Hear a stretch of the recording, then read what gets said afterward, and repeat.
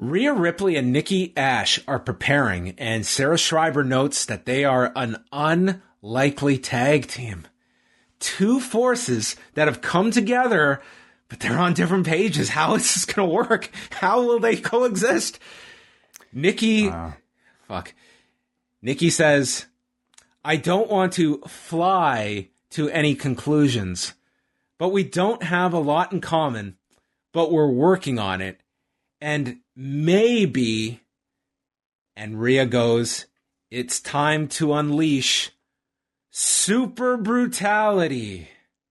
I just want to give an update, folks, that Rhea Ripley and Nikki A.S.H joined the likes of RK Bro, Ali and Mansoor, Io Shirai and Zoe Stark, and Nia Jax and Shayna Baszler as our tag teams that just cannot get along with one another. What is it that can they overcome this and find some success together?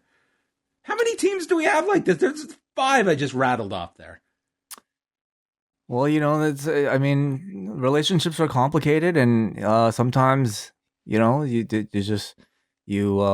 always get along en route to success. But clearly, this is the path to success. You find somebody that you absolutely despise, you can't, share a dinner with, and somehow in your growth, in your spiritual growth of a connection together, you might actually get some airtime and win some championships. It's a great lesson because Natalya and Tamina are very close. They're very close friends, and they lose every non-title match. They are very unsuccessful by getting along.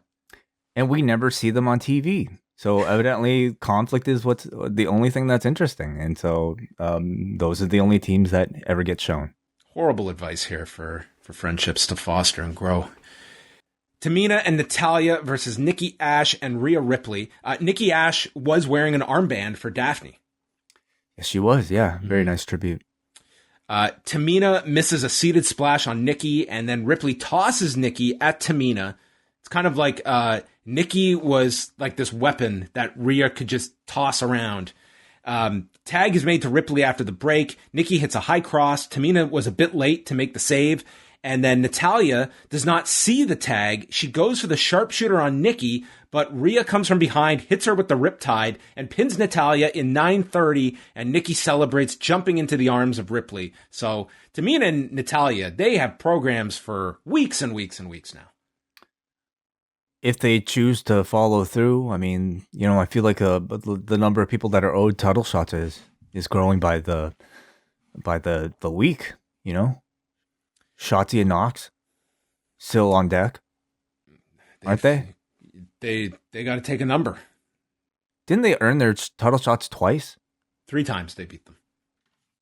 But didn't they just win another contenders match or something? Sure. Which was the one where Shotzi came out and shot the... That was not a match. Oh, okay. There was the one where Tamina got rolled up after the Nerf thing hit her. Remember that match? Okay, so... this is ridiculous. Okay, so in July 16th of 2021 on SmackDown, Shotzi and Knox defeated Natalya and Tamina in a contenders match for the women's tag team titles. Okay.